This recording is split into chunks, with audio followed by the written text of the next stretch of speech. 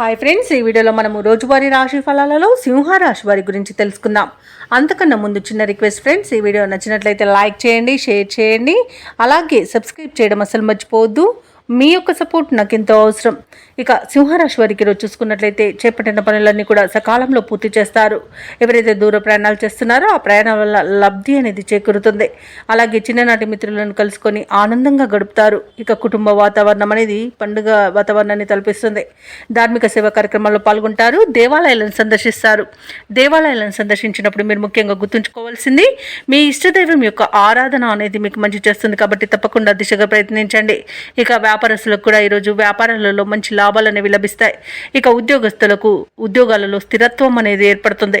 ఇక ఈరోజు సింహరాశి వారికి మంచి అదృష్ట యోగం ఉంది. అలాగే వివాహ సంబంధ విషయాలలో శుభవార్తలను అందుకుంటారు. ఇక సంపూర్ణమైన ఆరోగ్యం సంప్రాప్తిస్తుంది. కుటుంబ పెద్దల ఆరోగ్య విషయంలో కూడా శుభవార్తలు అందుతాయి. షేర్ మార్కెట్లలో ఎవరైతే పెట్టుబడులు పెడుతున్నారో వారు మంచి లాభాలను అందుకుంటారు. అలాగే వ్యవసాయదారులకు పంట లాభం అనేది లభిస్తుంది. మొత్తంగా చూసుకుంటే ఈరోజు సింహరాశి వారికి ఆర్థిక ప్రయోజనాలు అనేవి అత్యధికంగా లభిస్తాయి. ఇక ఇచ్చిన మాటను కూడా నిలబెట్టుకునేంత మంచి రోజుగా చెప్పవచ్చు. సింహరాశి వారికి రోజు సన్నిహితుల నుండి కీలక సమాచారం అందుతుంది. నిరుద్యోగులకు అవకాశాలు తిరుగు దక్కుతాయి.